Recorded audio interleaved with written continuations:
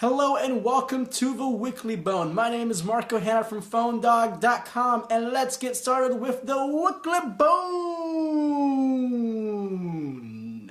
We have a great slam pack show for you today, and all starts with Aaron Baker's dogfight between the Google Nexus 4 and the BlackBerry Z10.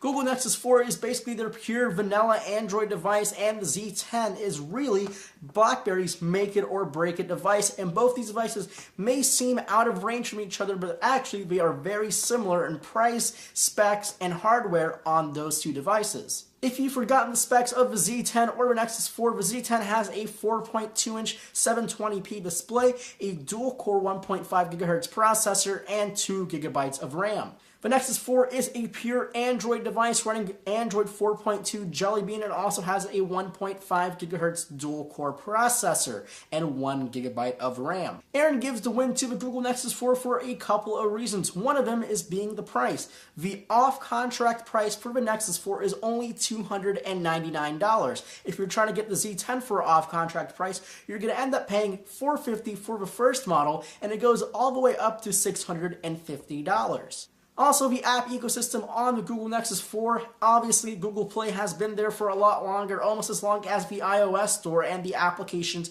will also be a lot more on the Google Play Store than BlackBerry App World. Our own Mr. Alex Wagner reported about the iPhone update for T-Mobile users. Well, if you already have an iPhone that's using T-Mobile's network, you're usually stuck with Edge, and that is a very, very ridiculously slow network. But there is a new update now out for all T-Mobile iPhone users that will update their iPhone's firmware to not only run on 4G HSPA+, but 4G HSPA, and also if you have an iPhone 5 that is currently unlocked and using a T-Mobile SIM, you will be able to use their LTE networks in the select cities that have T-Mobile's LTE network. Also, it will unlock things like HD voice and MMS on iPhone users, so hopefully and finally you can now send pictures without worrying about it won't send through your T-Mobile network.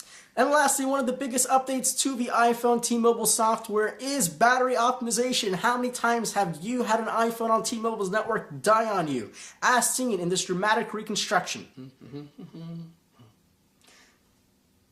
No!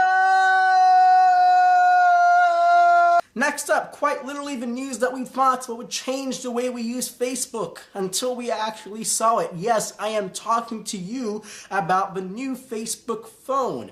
HTC, Facebook, and AT&T have a partnership now, with HTC making devices and the HTC devices only being exclusive to AT&T's network.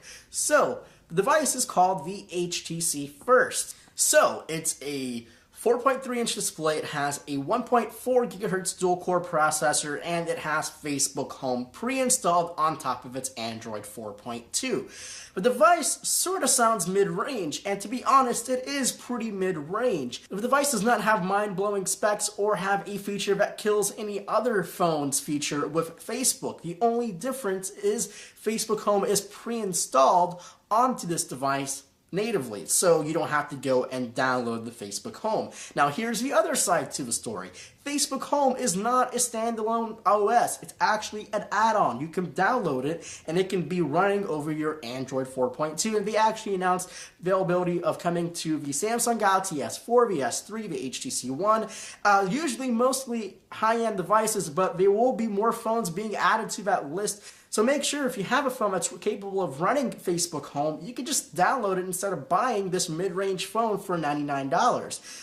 I personally wouldn't buy one of those phones. I would rather have an S4 or an HTC One, a really high-end product that I would love using, and also a new way to use Facebook Home. Well, that about does it. My name is Marco Hanna from PhoneDog.com. You can follow me on Twitter at GEMarcoHanna, or you can also follow PhoneDog Aaron at PhoneDog_Aaron on Twitter, and I will see you in the next Weekly Bone here on the PhoneDog YouTube channel.